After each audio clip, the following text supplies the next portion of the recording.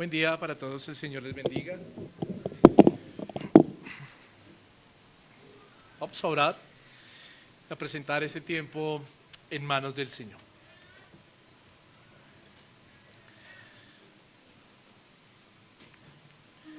Dios de los cielos, santo eres tú. Hoy, tú una vez más has extendido tu misericordia a nosotros, a este puñado, Señor,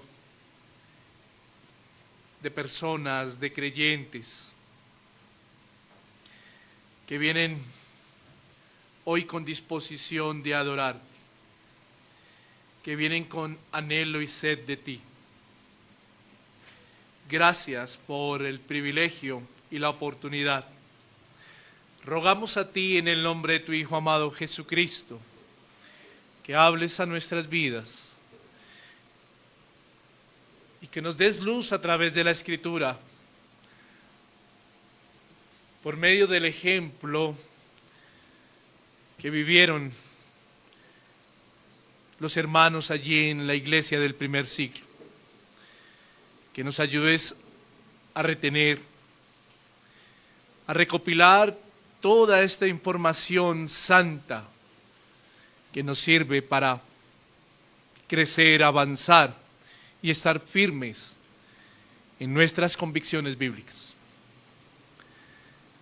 Usa, Señor, mi vida. Usa mis labios y que tu palabra sea expuesta de una manera concreta, sincera y sana. En Cristo Jesús oramos. Amén.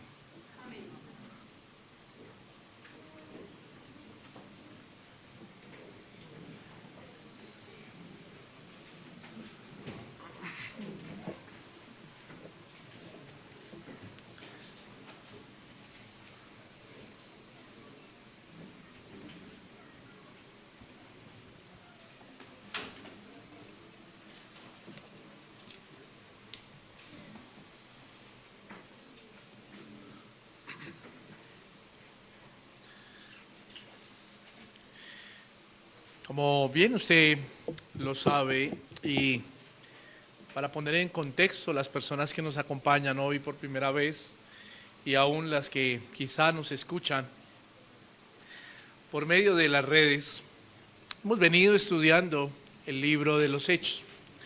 Hemos venido haciendo una serie expositiva sobre el libro de los Hechos y como usted lo pudo ver, lo leyó el hermano Juan Sebastián, estamos en Hechos capítulo 27 y hoy, como lo leímos, vamos a mirar los versículos 27 al 36. El título de la enseñanza es El tercer viaje misionero de Pablo.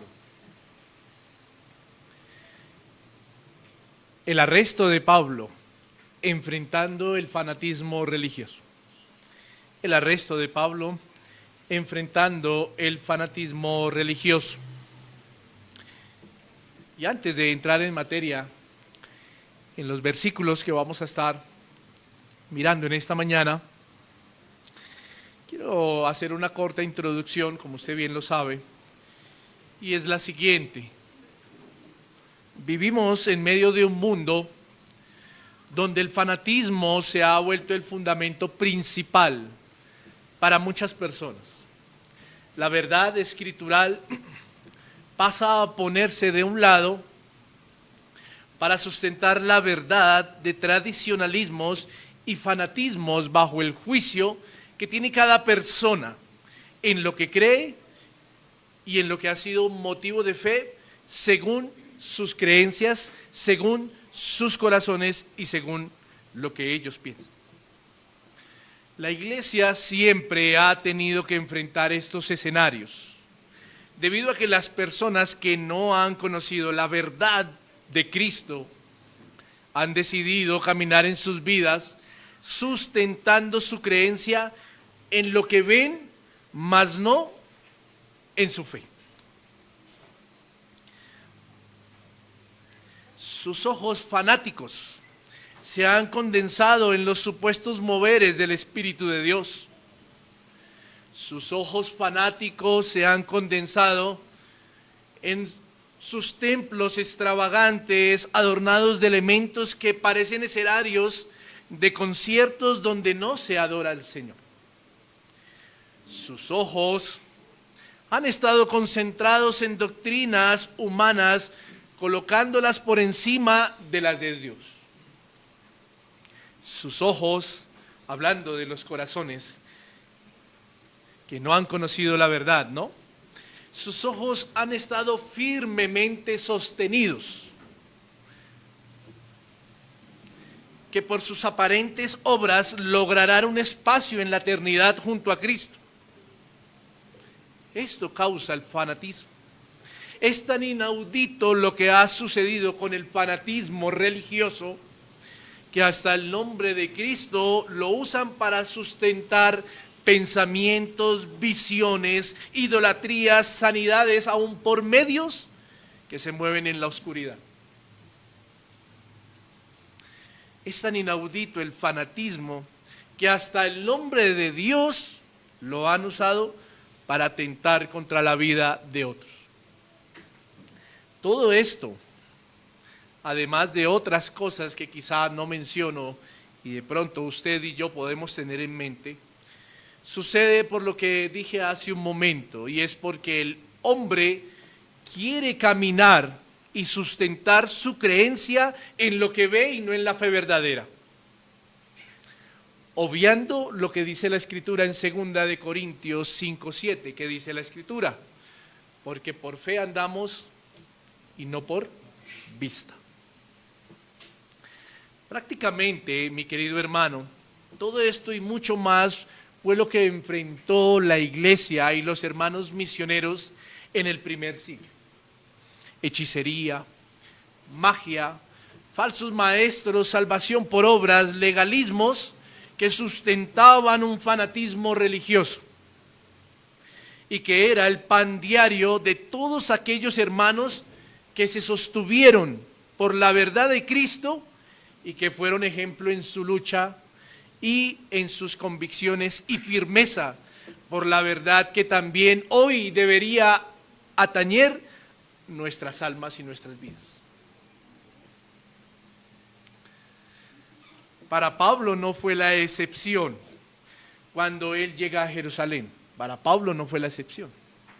Lucas nos narra en esta parte del libro de los Hechos, ¿cierto?, cómo fueron los sucesos luego de que Pablo, después de hacer un voto, entrara al templo en el tiempo de las celebraciones, que era la fiesta del Pentecostés. Lucas nos empieza a narrar cómo fueron esos sucesos cuando Pablo entra al templo. Y es notorio que cuando Lucas nos hace mención en el versículo 27, habla sobre el cumplimiento, o estaban por cumplirse 7 días, ¿cierto? Pero quiero decirle algo, estos 7 días no hacían referencia a los días de la fiesta, sino a los días, que Pablo estaba cumpliendo junto con otros 4 hermanos judíos el voto nazareno, que habían hecho para que se purificaren y poder entrar al templo y acordar con el sacerdote la ofrenda de sacrificio para consagrar ellos al Señor.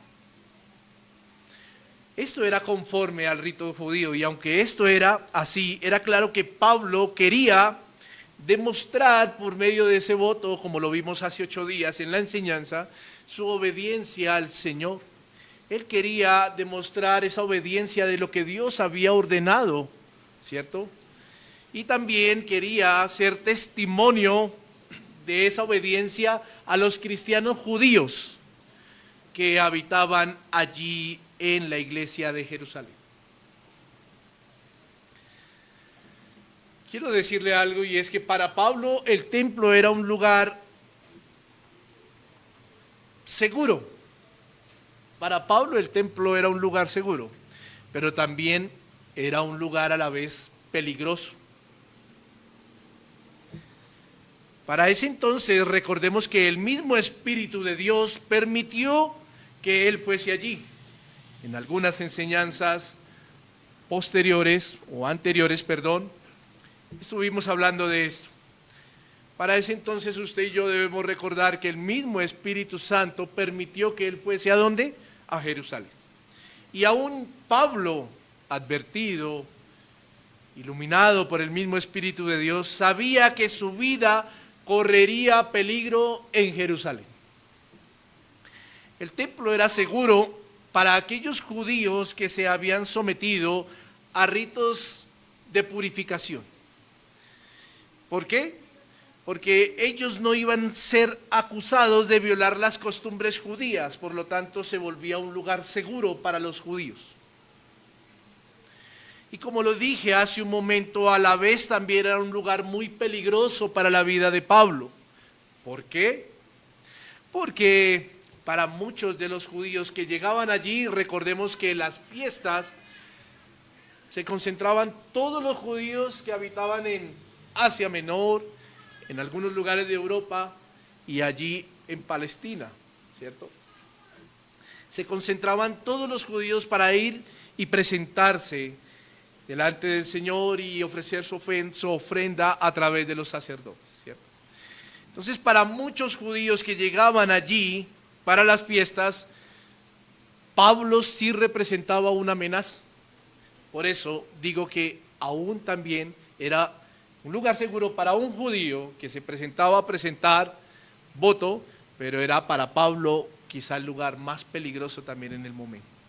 Porque él representaba amenaza a muchos judíos que provenían de lugares por donde él había pasado llevando el mensaje de Cristo. Recordemos sus dos viajes anteriores. Aún y con todo eso, Pablo es arrestado, ¿cierto? Y es acusado por sus compatriotas de atentar contra la ley de Moisés y contra el templo, y enfrenta enseguida, después de que pasa eso, enfrenta un fanatismo religioso que se levantó en medio de la multitud con el único propósito de él ser enjuiciado o de llevarlo a ser enjuiciado, pero también a través de argumentos encontrar la excusa para poder atentar contra la vida de Pablo. Ese era el propósito que se iba a desencadenar allí. Ya que ellos manifestaban que aquellos judíos que entraran al templo impuramente, más adelante vamos a ver eso, eran acusados y sujetados a pena de muerte. Pero como le dije, ya vamos a desglosar esta parte. Estos versículos que estamos mirando, vemos cómo el fanatismo religioso ataca la verdad. Y también nos ayudarán a entender a nosotros como iglesia hoy en día ciertas cosas que nos ayudarán para cuidarnos y enfrentar situaciones que pueden provenir de estos mismos vientos, fanatismo religioso. Vamos a mirar 3 puntos generales. 3 puntos generales que nos guiarán en el contexto de lo que sucedió allí. Y el primer punto es: el fanatismo religioso resiste a la verdad y usa argumentos falsos para defenderse. El fanatismo religioso resiste a la verdad y usa argumentos falsos para defenderse. Leamos una vez el versículo 28 y el 29, dice la Escritura: dando voces, varones israelitas, ayudad, gritaban ellos, ¿no? Este es el hombre que por todas partes enseña a todos contra el pueblo la ley y este lugar. Y además de esto, ha metido a griegos en el templo y ha profanado este santo lugar, decían los judíos. Porque antes habían visto con él en la ciudad a Trófimo de Éfeso, a quien pensaban que Pablo había metido en el templo. Si usted y yo observamos lo que nos muestran estos versículos, el autor hace referencia a varias cosas que argumentaron los judíos en contra de Pablo. Y además de eso,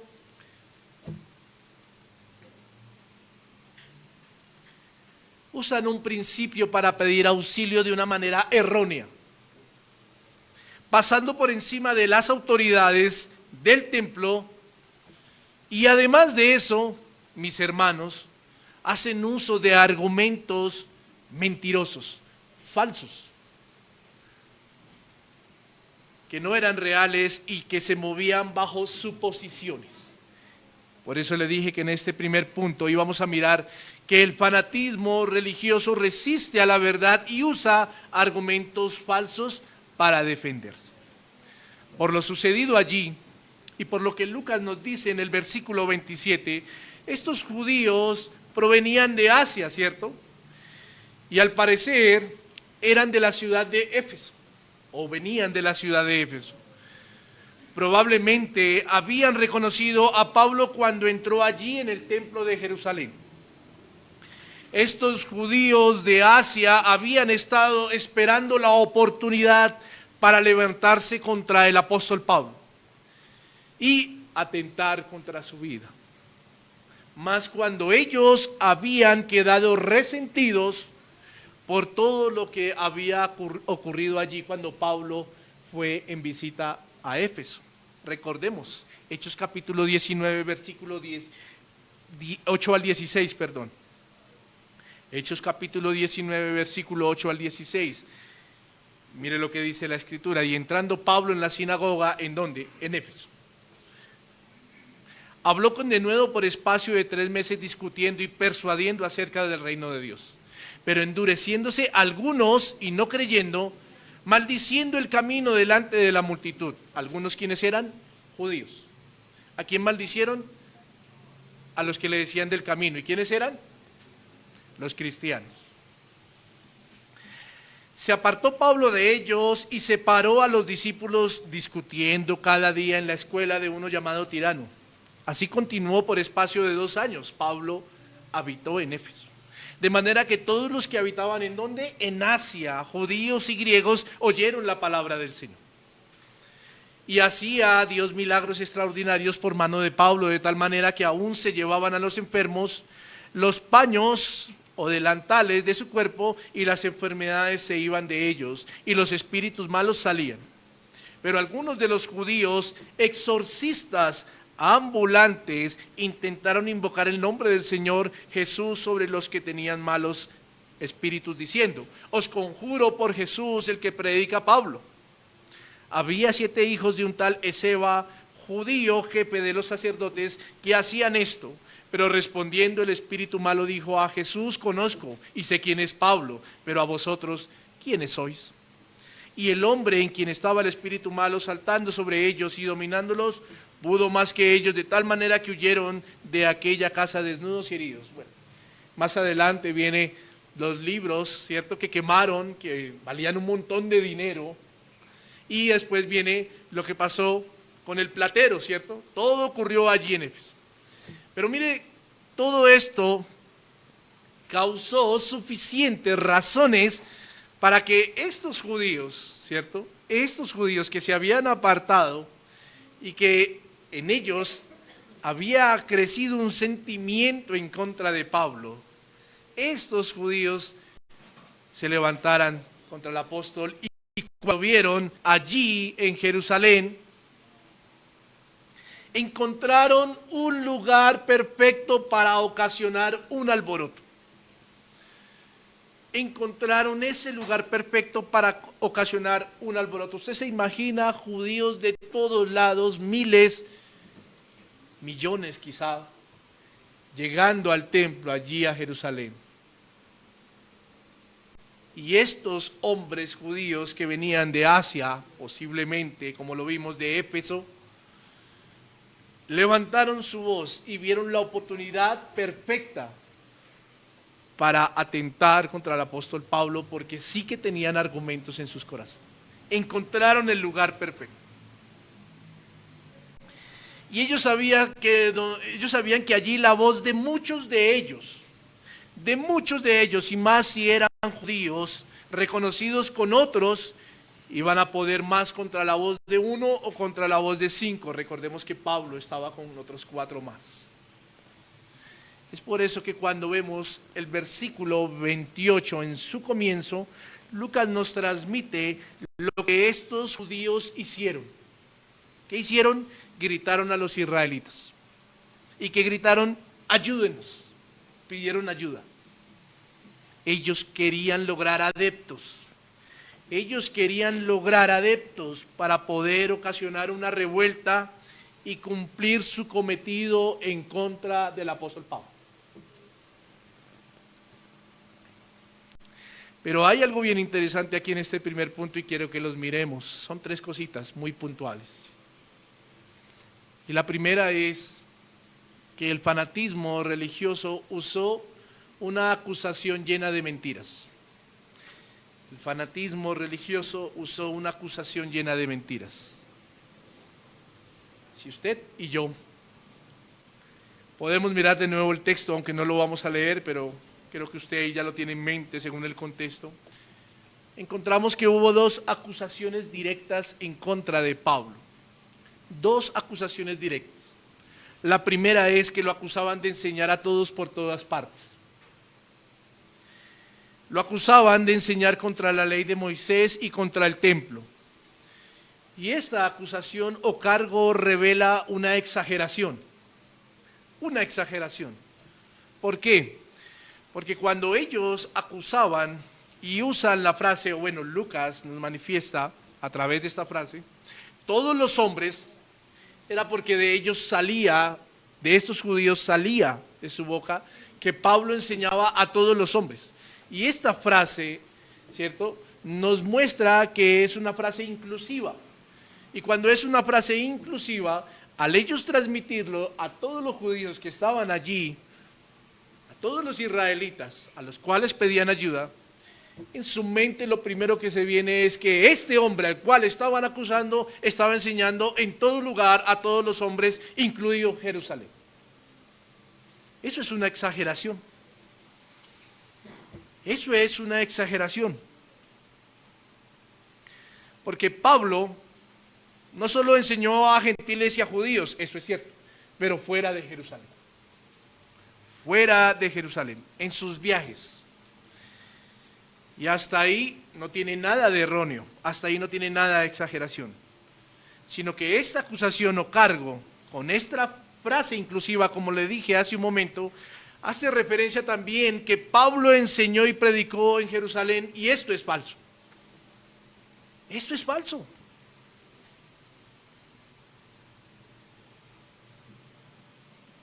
Pablo no enseñó en Jerusalén.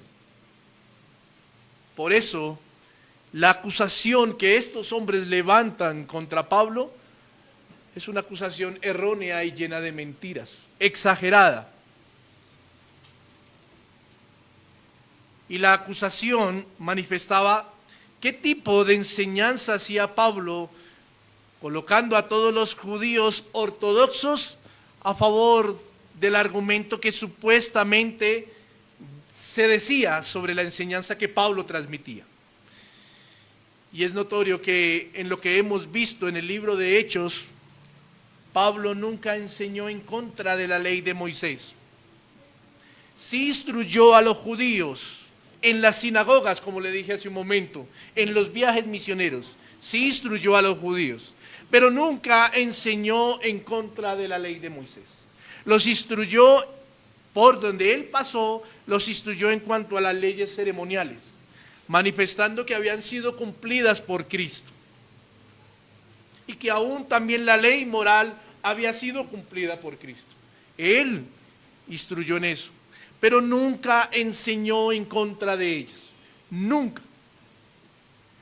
Más bien, Pablo enfatizó el significado y la aplicación de la ley moral de Dios, como lo hizo en Atenas y también en la misma ciudad de Éfeso. ¿Sí recuerdan? Sobre la adoración y la idolatría, ¿cierto? Él enfatizó que solo se debía adorar al único y verdadero Dios. Nunca levantó palabra contra la ley. Nunca. La segunda acusación que encontramos aquí en estos versículos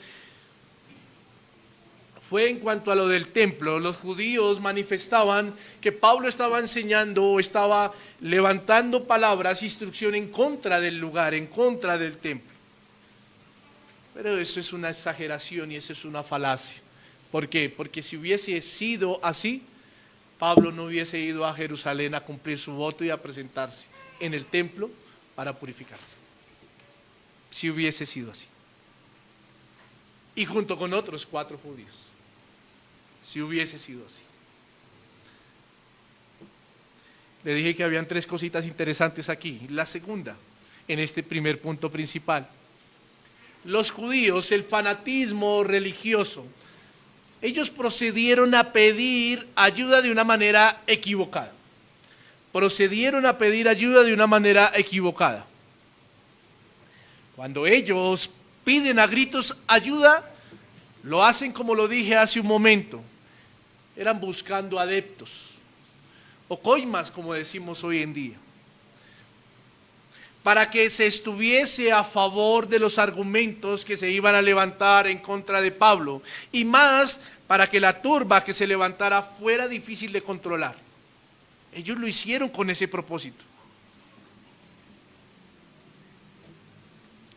Pero este tipo de auxilio o ayuda que levantaron estos judíos de Asia se hizo de una manera no oficial, pasando por encima de las normas que había dentro del templo y en conclusión, por así decirlo, por encima de las autoridades.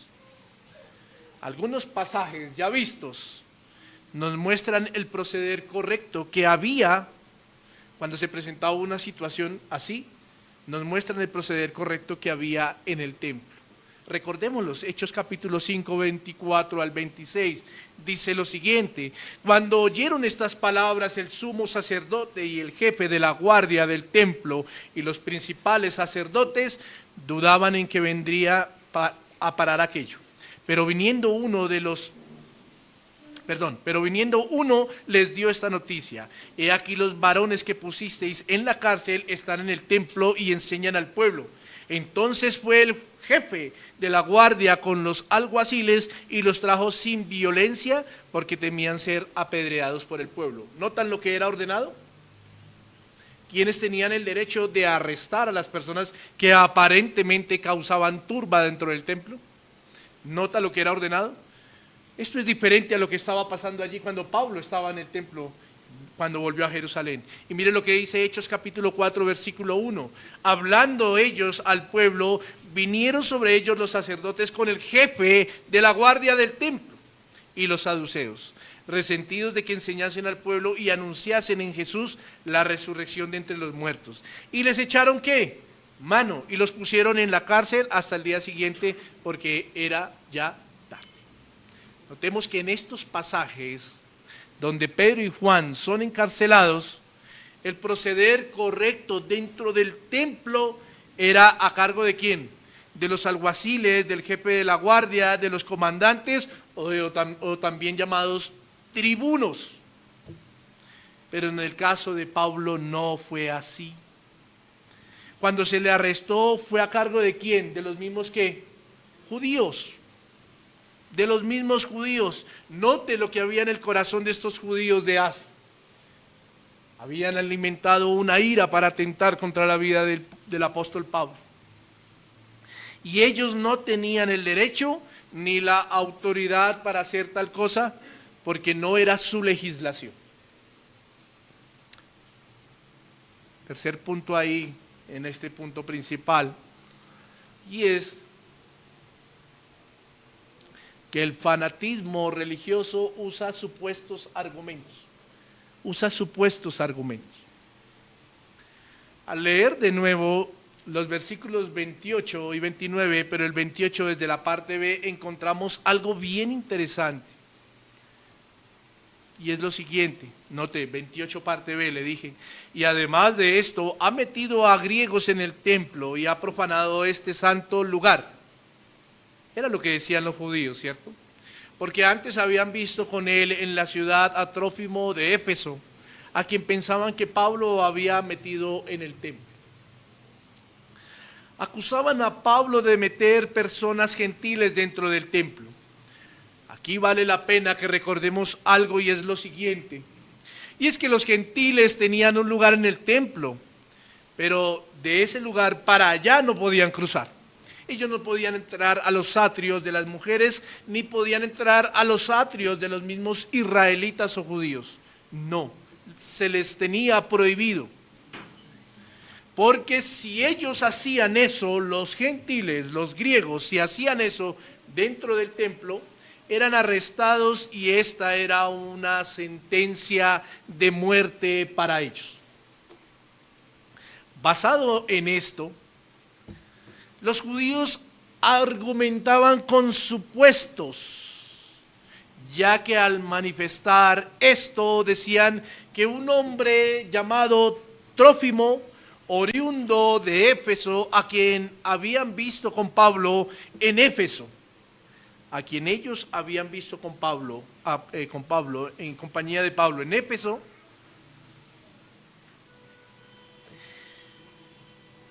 estaba con Pablo allí en Jerusalén. Ellos manifestaban eso y pensaban que uno de los 4 hombres que había entrado con Pablo a cumplir su voto era Trófimo. Entonces note que eran supuestos. Dentro de las acusaciones falsas, mentirosas, argumentaron en supuestos, en chismes, por así decirlo. Y esto fue más una suposición de los judíos de Asia, porque su furia no dependía más sino de rumores. Como podemos ver en este primer bloque, ya vamos a pasar al segundo. En este primer bloque es claro que Pablo tuvo que enfrentar el puro fanatismo religioso de los judíos. El puro fanatismo religioso de los judíos. Donde allí se levantaron acusaciones falsas, actuaron de una manera equivocada y además de eso usaron argumentos que estaban basados en suposiciones y ¿qué? Y chismes.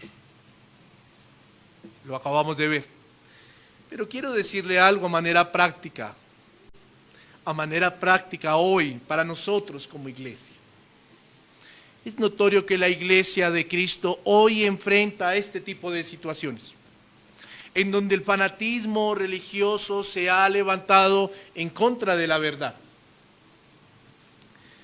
Y aquí viene una buena deducción en esta práctica.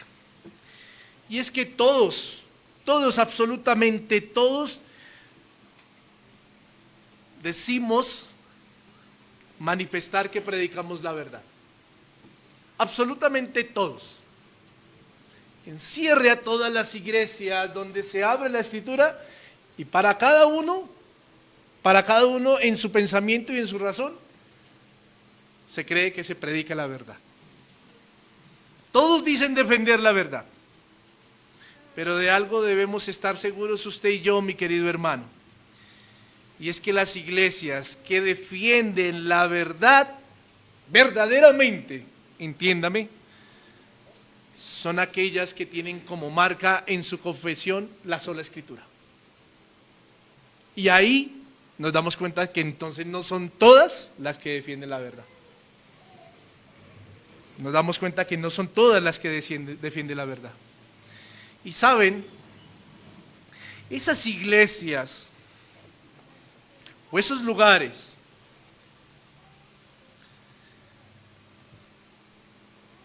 que defienden la verdad, en donde la sola escritura es el estandarte, es la máxima autoridad,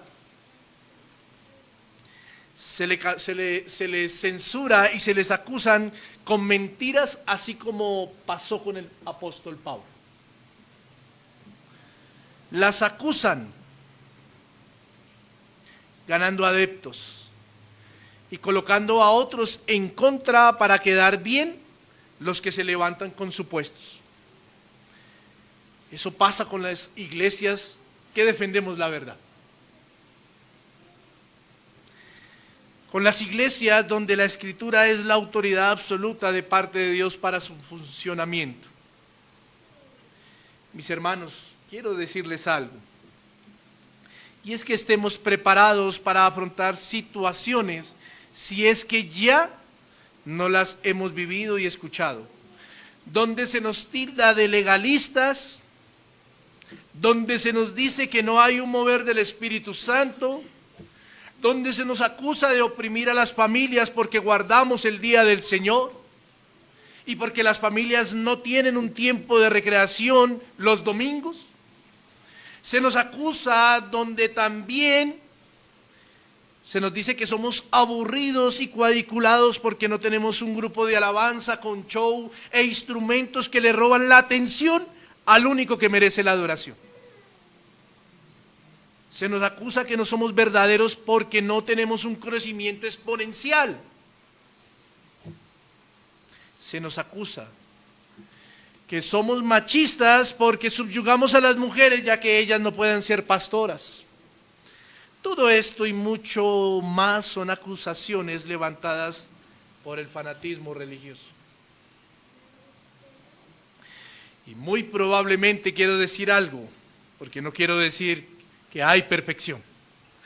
Muy probablemente usted y yo, como mortales, pecadores, imperfectos, erramos en muchas cosas. Eso es cierto y lo reconocemos y pedimos ayuda al Señor para que nos guíe cada día. Pero hay algo bien claro, y es que la sola Escritura, que es la palabra de Dios, esa sí es perfecta. Esa sí es perfecta porque proviene ¿de quién? Del mismo Dios. Y entre más ligados estemos a ella, más enemigos se van a levantar en contra de nosotros. Entre usted y yo, entre las iglesias, sean más bíblicas y más ligadas a la sola Escritura, más enemigos se van a levantar en contra de nosotros. Y quiero decirle algo además. Note que todas estas cosas por las que somos señalados, además de que usted y yo podamos tener en mente otras, y que yo acabo de mencionar, note que todas estas cosas por las que somos señalados no tienen un argumento bíblico consistente, sino lo contrario, se desligan de la Escritura. Lo que acabo de decir en cuanto a manera práctica de ejemplo, note que de lo que se nos acusa no tienen un argumento bíblico consistente. No lo hay. Recuerde lo que acabo de decir en cuanto a las acusaciones que se nos hacen. No hay un argumento bíblico consistente, porque todas se desligan de las Escrituras. Punto número 2, y es el fanatismo trae alboroto y trae aniquilación. El fanatismo trae alboroto y trae aniquilación. Versículo 30 al 31, parte A. Así que toda la ciudad se conmovió y se agolpó el pueblo, y apoderándose de Pablo le arrastraron fuera del templo e inmediatamente cerraron las puertas. Versículo 31, parte A. Y procurando ellos matarle. Toda la ciudad se alborotó. La palabra aquí conmovió significa que toda la ciudad entró en confusión y que toda la ciudad se alborotó.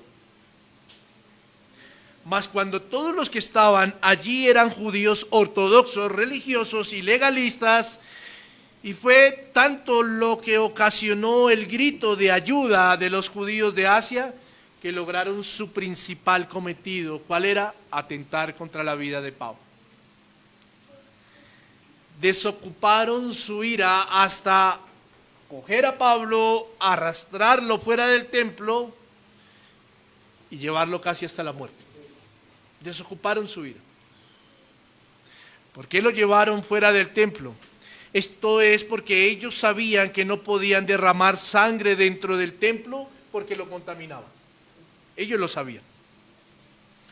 Es por eso que ellos decidieron arrastrarlo, dice Lucas, fuera de las puertas del templo, con el fin de acabar con la vida del apóstol, golpeándolo y apedreándolo, tal y como sucedió con la vida del primer mártir, Esteban. Quizás el Señor mismo, voy a decir algo, quizás el Señor mismo permitió que Pablo tuviera esa misma experiencia, ese mismo sentimiento que tuvo Esteban, más cuando él fue testigo de lo que sucedió con Esteban,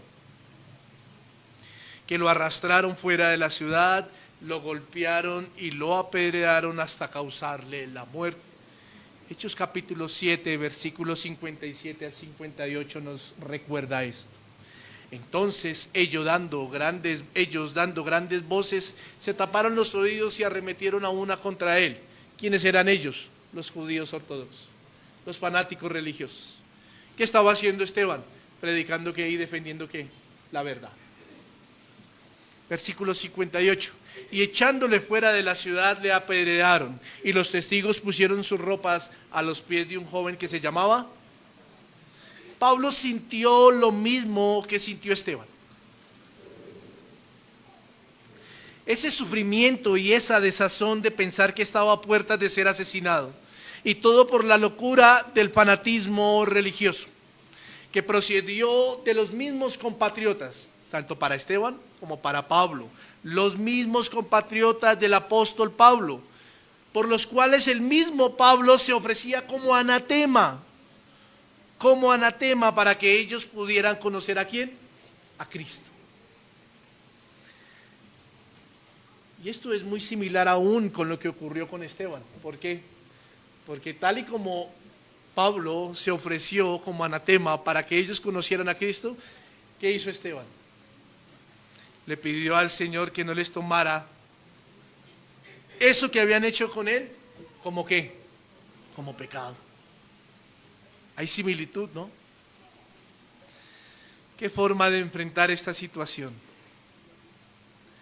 Mis queridos hermanos, como le mencioné hace un momento, y es por todo lo que pasa en las iglesias verdaderamente, que tienen como estandarte la sola Escritura, y es que también seremos sometidos a que se nos señale en medio de la ciudad. También seremos sometidos a una que se nos señale en medio de la localidad donde fungimos como iglesia,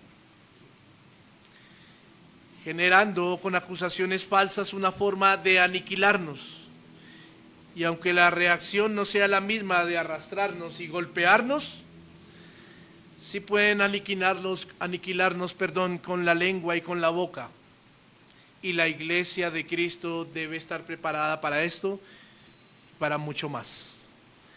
Santiago dice en su carta que la lengua es un miembro tan pequeño que puede ocasionar un incendio demasiadamente grande. Y aunque como iglesia debemos guardarnos de caer en hacer uso de la lengua de esta manera, también debemos prepararnos para soportar toda la manera que se levanta de aniquilación por causa de la verdad. El alboroto y la aniquilación religiosa del fanatismo religioso puede proceder de adentro, así como pasó con Pablo. ¿Quién lo estaba acusando? Sus mismos compatriotas. Pablo era judío y los judíos fueron los que se levantaron contra él. Asimismo puede suceder en la iglesia, y esto es una verdad que aunque nos cuesta, puede suceder. Asimismo puede suceder en la iglesia. Y de esto, mis queridos hermanos, debemos cuidarnos. Primero, de no caer en fanatismos religiosos, porque si enseñamos la verdad y nuestro estandarte es la sola Escritura, debemos ser ejemplo de esa verdad. De otra manera, podríamos entrar en la categoría de ser fanáticos religiosos. Cuando usted y yo enseñamos la verdad, pero no somos ejemplo de esa verdad, podríamos caer en la categoría de ser fanáticos religiosos legalistas. Así como eran los fariseos que enseñaban, pero no eran ejemplo de lo que ellos hablaban. Cuidado con caer, mi querida iglesia, en usar el medio religioso, en usar el medio de gracia de la palabra para cambiar a otros y no cambiarse a uno mismo. Cuidado con caer en eso. Un fanático legalista religioso usa la palabra para aniquilar a los demás, pero no aniquilar su remanente de pecado. Es muy común en las iglesias encontrar esto. Es muy común encontrar en las iglesias personas que piensen o digan lo siguiente: qué lástima que no vino tal hermano, porque esta palabra sí que era para él. Qué lástima. Hoy no vino sutanito ni sutanita y esta palabra era para él. Es que él o ellos la necesitaban. Es que si la hubiera escuchado, siempre pensamos o siempre se piensa. Y quiero hacerle una pregunta: ¿qué tenemos ahí en el ejemplo? Un fanático religioso. ¿Acaso no soy yo el primero el que debe recibir la palabra? ¿Acaso no es a mí a quien está hablando Dios a través de la Escritura? ¿Acaso no es a mí a quien el Señor habla para que yo asuma eso? Es muy común encontrar este tipo de situaciones hoy en día de las iglesias. Por eso, como hacía Pablo, lo acusaron los mismos judíos, gente de él mismo, sus compatriotas. Iglesia, debemos tener cuidado de poder caer en este fanatismo religioso. Tengamos cuidado con eso. Que este tipo de pensamientos, como nombré en el ejemplo, no sean parte de nuestro corazón. No sean parte de nuestro corazón. Es muy común también encontrar hoy en día personas que se dedican a encontrar el punto oscuro en la enseñanza. Es muy común encontrar hoy en día personas que se dedican a encontrar el error en la enseñanza para caerle al predicador. Es muy común. Y estas personas dejan la humildad de un lado para dar el paso al orgullo envanecido por el conocimiento. Esto se ha vuelto común también. Gloria a Dios por la santa verdad de la Escritura. Pero como lo dije hace un momento, no somos perfectos. Y como lo dije hace un momento, necesitamos de la gracia del Señor. Porque somos mortales, pecadores, erramos. El perfecto es el Señor, el predicador no. Porque si fuese así, ¿para qué necesitamos a Cristo? Pero es muy común, además de encontrar aquellos que piensan que lástima que no vino el hermano para escuchar el mensaje, también encontramos hoy en día en muchas iglesias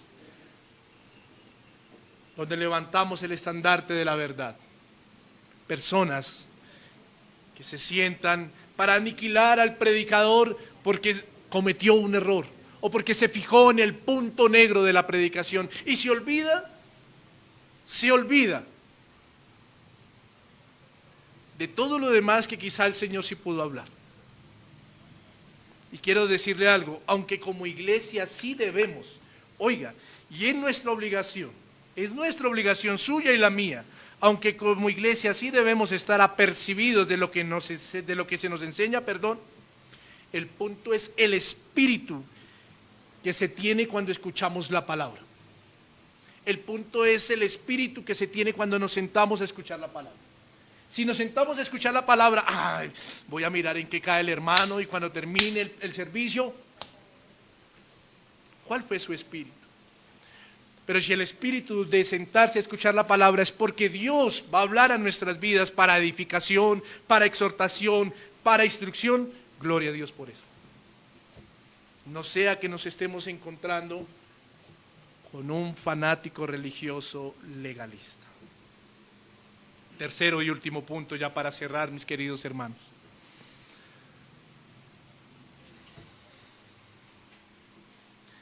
Dios siempre nos libra y nos da la tranquilidad en medio del fanatismo religioso. Dios siempre nos libra y nos da la tranquilidad en medio del fanatismo religioso.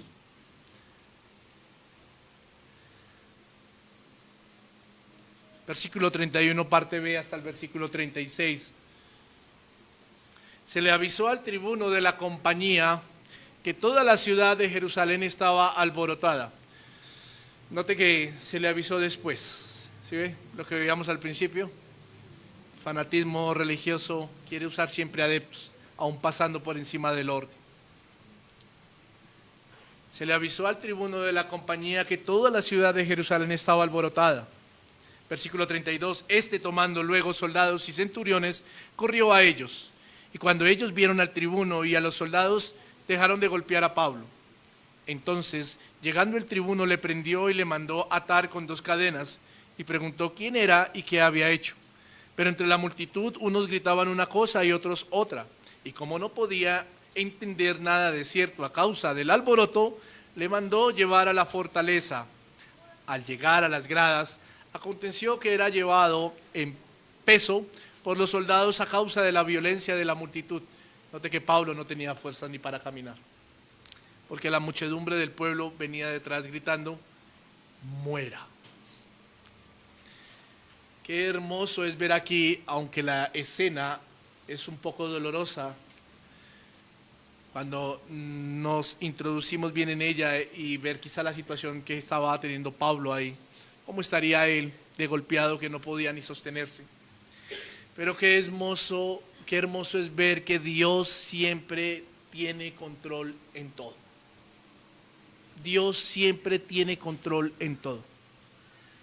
Usa sus providencias para librar y traer tranquilidad a sus hijos.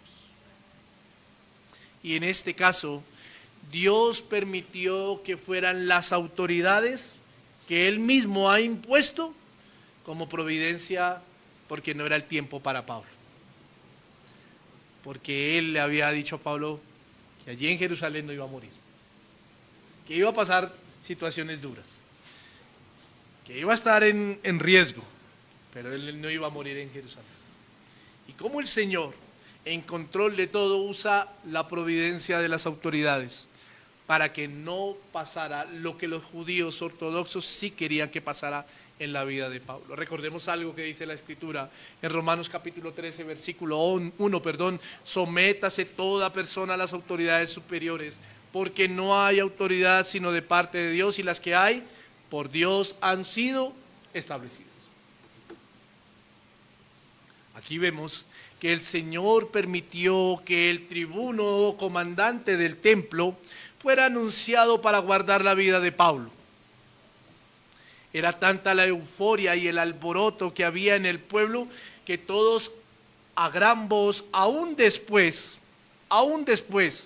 de que Pablo fuera rescatado por los oficiales, gritaban que muriera.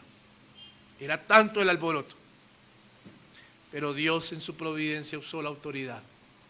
Y Dios ha dado autoridad a los hombres para que nos sometamos a ellas, porque ellas traen orden. Bueno, eso es lo que nosotros esperamos. Ellas traen orden. Ellas traen orden. Y en este caso fue así. La autoridad trajo orden. Y libraron a un hombre de ser asesinado inocentemente. Notemos que fue tanto el alboroto y la confusión que había allí en Jerusalén, que había allí en medio del pueblo, por medio de los argumentos falsos, que si usted y yo notamos lo que acabamos de leer, al final unos gritaban una cosa y otros gritaban otra cosa. No había claridad en lo que gritaban, no había claridad en lo que decían.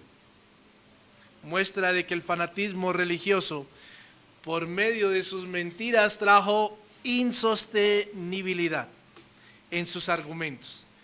Todo cae por su propio peso. Todo cae por su propio peso. A manera práctica quisiera decirle algo, ya para cerrar, mis queridos hermanos. Y es que así como Dios usó su providencia a través de la autoridad para que el apóstol Pablo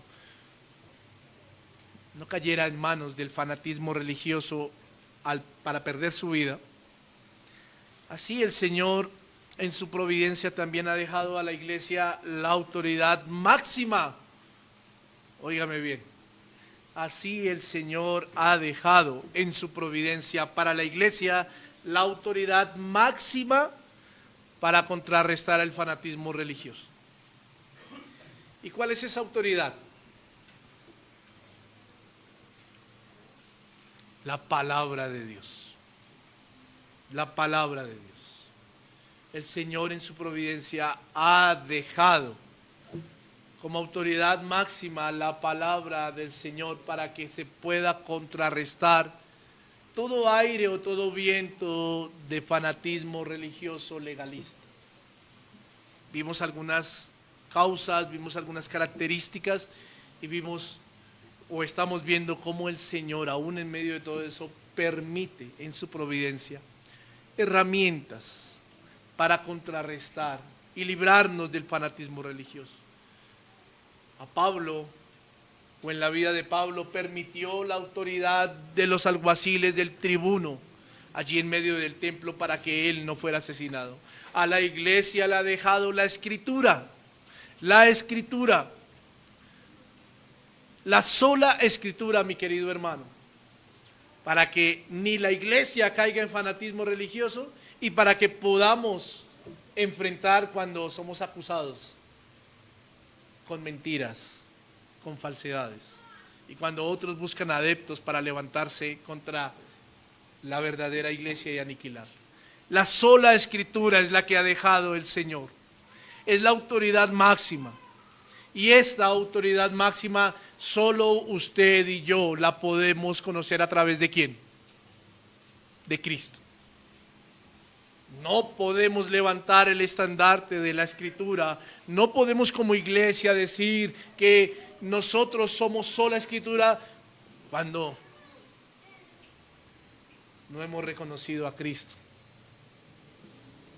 No podemos hablar de su palabra cuando no conocemos al Señor de la palabra. Sin Cristo no tenemos el buen conocimiento de la verdad. Sin Él no tenemos un buen discernimiento de la Escritura. Mis hermanos y amigos, quiero compartirle esto en esta mañana. La máxima autoridad para caer de ser atacados del fanatismo religioso o para caer en ser legalistas o fanáticos religiosos es Cristo. Y Cristo nos da luz en la sola Escritura. Es la palabra de Dios. La sola palabra de Dios, la que nos ayudará a seguir manteniéndonos firmes, la sola escritura. Así que cuando vengan acusaciones, no tema, iglesia, no tema. No deje que en su mente corra temor y quizá pensamientos de duda en donde usted pueda llegar a decir, ¿será que el lugar donde estoy es correcto? No tema, vaya a la Escritura, ahí encuentra la verdad, ahí se le dará la verdad. Si de todos los ejemplos que acabé de colocar en el primer bloque, de algunos de estos ejemplos, son acusaciones verdaderas o falsas. Como lo dije, se nos acusa de machistas.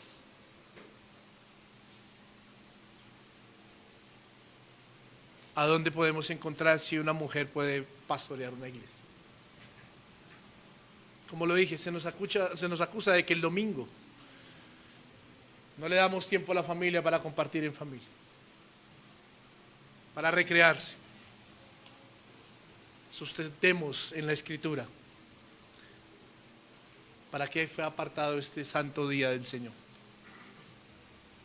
La sola y máxima autoridad es la Escritura, mis queridos hermanos.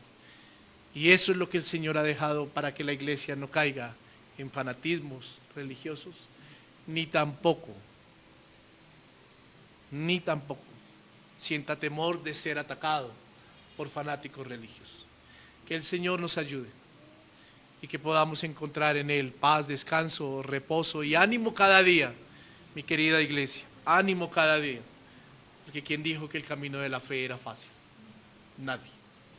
Vamos a orar.